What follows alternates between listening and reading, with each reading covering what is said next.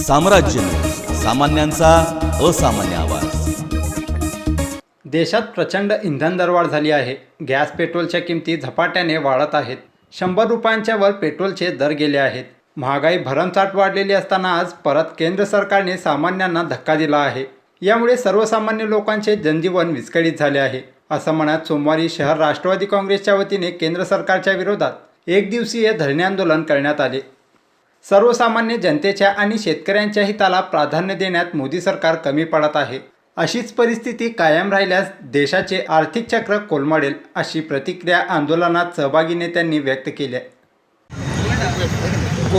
कोरोनामुळे एक मोठं संकट उभारलेलं असताना या केंद्र सरकारने शेतकऱ्यांविरुद्ध कायदा केला।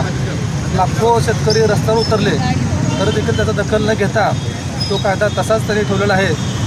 त्यानंतर आता या अन्नदात्याला रस्त्यावर आणण्याचं काम या केंद्र सरकारने केलेलं आहे। नुकतीच खताची दरवाढ केली। या खताच्या दरवाढीने शेतकऱ्याचं कंबर मोडलेलं आहे। अशा या अन्नदात्याला अडचणीत टाकणाऱ्या या केंद्र सरकारचा आम्ही राष्ट्रवादी काँग्रेसच्या वतीनं जाहीर निषेध करतो। आदरणीय देशाचे नेते शरदचंद्रजी पवार साहेब, उपमुख्यमंत्री अजितदादा पवार, प्रदेश अध्यक्ष जयंत पाटील यांच्या सूचनेनुसार आज राज्यभर केंद्र सरकारच्या विरुद्ध निदर्शने आणि आंदोलन होत आहेत। त्याच अनुषंगाने सोलापूर शहर राष्ट्रवादी काँग्रेस पार्टीच्या वतीने पालकमंत्री दत्तमाव भरणे, सुरेशजी बुले, भारती जाधव यांच्या नेतृत्वाखाली आज हे इथे केंद्र सरकारच्या निषेधाचं आंदोलन होत आहे। या महिन्याभरापासून केंद्र सरकार पेट्रोलचा भाव दिवसेंदिवस वाढवतच चाललेला आहे। दिवसेंदिवस वाढवतच चाललेला आहे। आज पेट्रोल आपल्याला 100 रुपयाच्या घरात गेलेलं आहे आणि पेट्रोल आणि डिझेल वाढल्यामुळे सर्व जीवनावश्यक वस्तूंचा भाव वाढलेला आहे। तेल 70 रुपये किलो होतं, आज 180 रुपये किलो झालेलं आहे।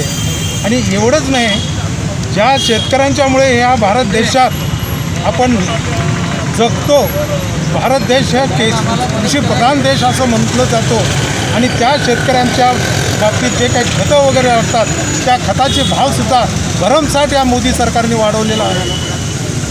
10, 26 हा 1200 रुपयाला एक पोतं मिळत होतं, आज 1900 रुपयाला एक पोतं मिळतं आहे। पोटॅशियमचा भाव वाढलेला आहे, सुपर फॉस्फेटचा भाव वाढलेला आहे। एक तर कोरोनामुळे शेतकरी मरू लागलेत। अशा परिस्थितीमध्ये परत ही आपल्या मोदी सरकारने याच्यात शेतकऱ्यांना मारण्याचा विचार करू लागला आहे। सर्व जनता त्रस्त झालेली आहे। एक तर कोरोना झाल्यामुळे या देशातल्या पंतप्रधानांनी कुठल्याच बाबतीत नियोजन चांगल्या पद्धतीनं केलेलं नाही आहे।